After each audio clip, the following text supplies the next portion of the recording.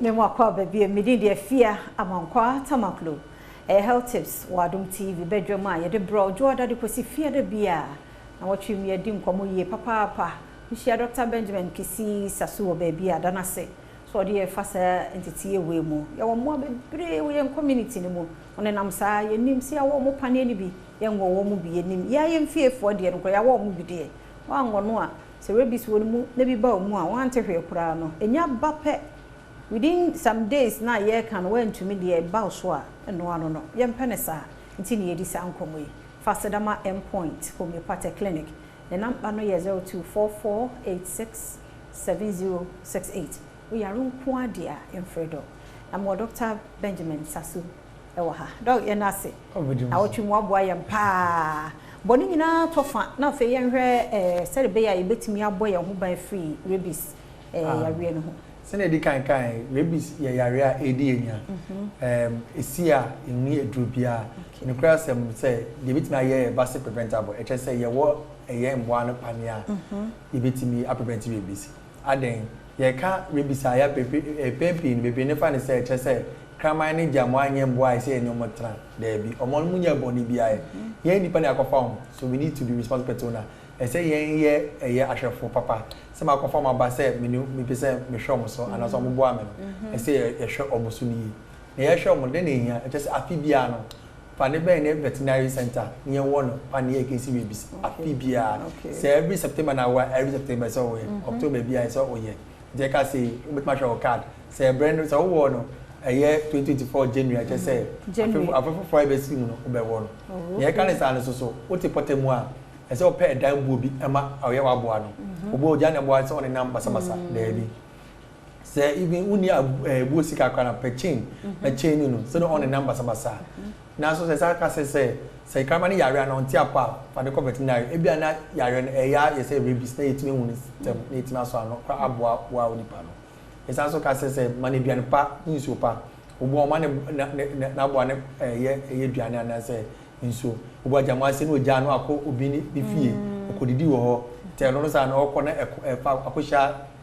ni nua bi kama bia na se ju na omo na akọ na omo na basa nti se obo ma nso pa ni we na aboa yesa so ka se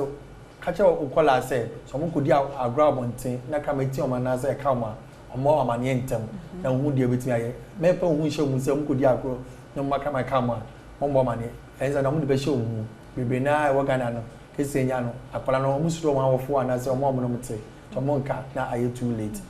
chese obi bia no se kama bi na mebi na o hwa onti akwa membe no kibia wada kra na onua bi kama membe cause kama na nya wo dia uni yare kwa ye no se wo so nam so na wo se abobi number so basa se wo kwa me kwan foforo bi fa membe sa kama na wakwa ana se kwa unse kama be ka o finish ana so odikan about ekokwansa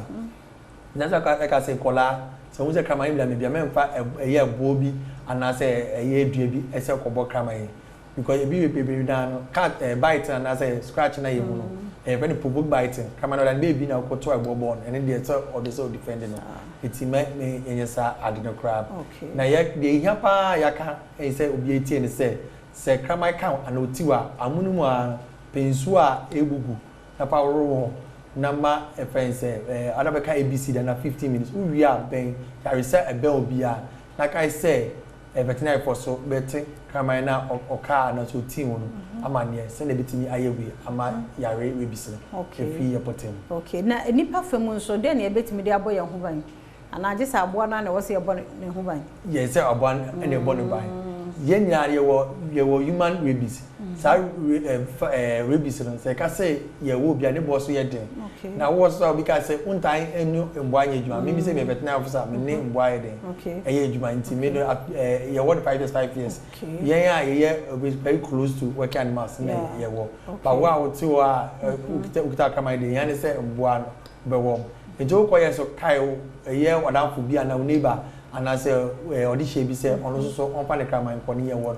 bebe na yan jiska bebi so ye jiska kakra bi but sika no ohwa onkwan ehia se sika nti ye body ro no obia won krama against Rabies ne mboa Shira pa na ochi mu waboa ye da sei Dr. Benjamin Kisi Sasuna wote na nka no ono na ye veterinary doctor and Rex Communications Officer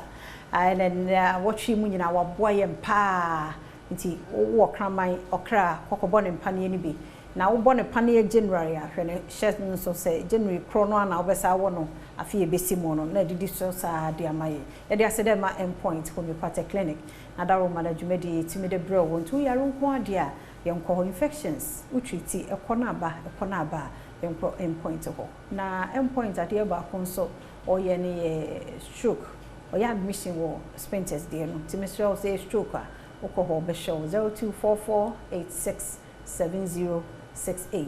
dasane nkwa hodin e wo kwa na otwo foforo e be hia ne atoaso